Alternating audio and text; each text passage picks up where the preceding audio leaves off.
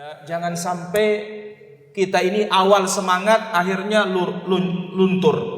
Dan ingat Nabi SAW bersabda dalam Sahih Bukhari, innamal a'malu bi khawatimiha.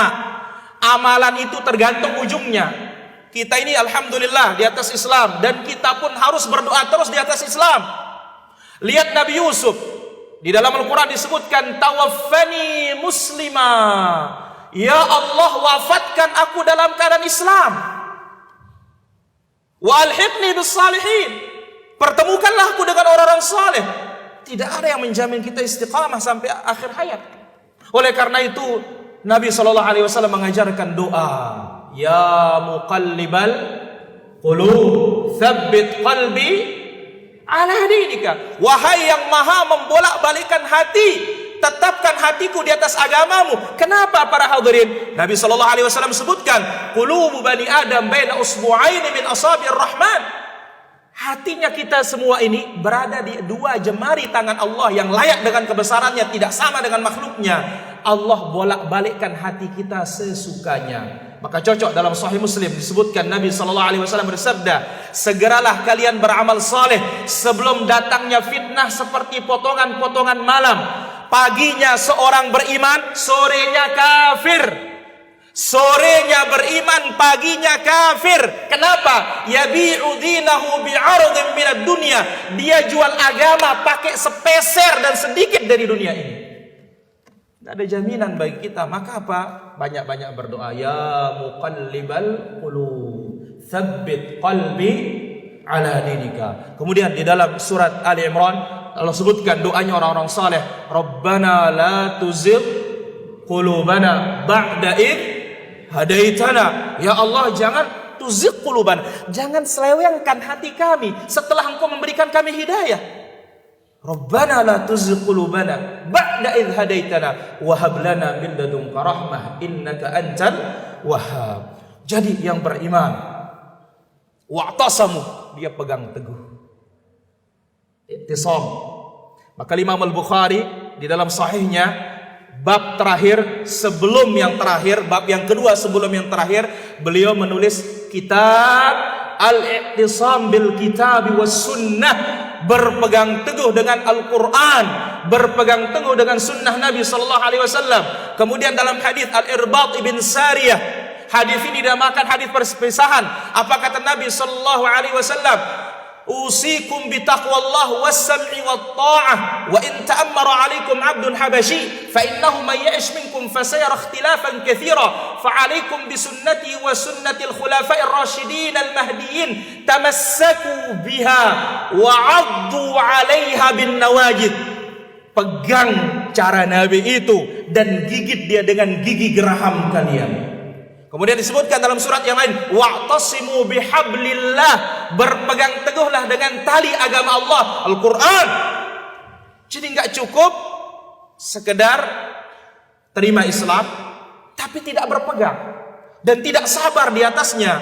Karena ingat, yang menjadi ukuran akhir hayat kita para hadirin, akhir hayat ini menjadi ukuran, bukan yang pertama, bukan sekarang ini, sakratul maut.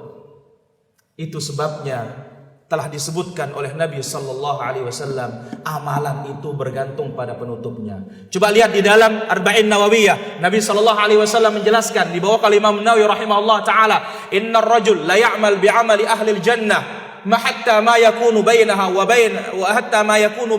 bainaha illa dhira' fayasbiqu alaihi alkitab fayamalu bi'amali ahli an-nar fayadkhulaha. Seorang beramal amalan penduduk surga, antara dia dengan surga itu dhira', hanya satu hasta, hampir masuk surga. Tetapi takdir berkata lain, akhirnya dia beramal dengan amalan penduduk neraka, masuk neraka. Sebaliknya, wa innar rajul la ya'mal bi'amali ahli nar, di hidupnya ini amalannya penduduk neraka terus, hatta ma yakunu bainahu wa bainaha illa dhira', antara dia dengan neraka itu hanya satu hasta, setengah meter aja baru masuk neraka. Fayasbiqu alaihi alkitab, tetapi catatan berkata lain, ya, fayamal bi'amali ahli jannah, dia beramal dengan amalan penduduk surga, fayadkhulaha, masuklah dia ke dalam surga. Ini apa para hadirin?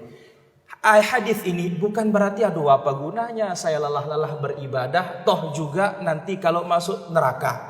Kita katakan hadis ini menjelaskan, dalam riwayat yang lain dijelaskan bahwasanya rupanya di luar amalannya penduduk surga, tetapi hatinya tidak ikhlas. Maka apa? Mantan Islam ngeri, tapi kalau mantan kafir masuk Islam luar biasa. Ya, mantan preman bagus, tapi kalau mantan orang soleh bagaimana? Tidak bagus. Maka apa? Al-a'malu bi khawatimiha. Amalan itu bergantung pada ujungnya. Maka di sini pentingnya i'tisam. Maka masuklah kita ke dalam jannah Allah Subhanahu wa taala, wa yahdihim ilaihi siratan mustaqima, dan Allah akan tunjuki mereka siratan mustaqima, jalan yang lurus. Dikeluarkan dari adz-dzulumat ila nur, kegelapan menuju cahaya. Dengan turunnya ayat ini, Allah Subhanahu wa taala habiskan alasan orang-orang yang di luar Islam. Dan ini fungsi Allah turunkan kitab. Ini fungsi Allah kirim para rasul. Dalam ayat yang lain Allah Azza wa Jalla berfirman, rusulan mubashshirina wa mundhirina lialla yakuna lin-nasi 'ala Allahi hujjatun ba'da ar-rusul. Rasul itu memberi kabar gembira bagi yang taat surga, kabar mengerikan neraka bagi yang maksiat. Apa maknanya, fungsinya? Li'alla yakuna lin-nasi 'ala Allahi hujjah, supaya tidak ada alasan hari kiamat. Maka kita kalau tahu kebenaran tidak ikut, tidak ada alasan hari kiamat. Ya Allah maaf, saya nggak tahu, nggak ada berita, nggak ada. Tapi kalau orang tidak ada dengar sama sekali tentang kebenaran, mati di atas kesalahan itu, masih ada uzurnya.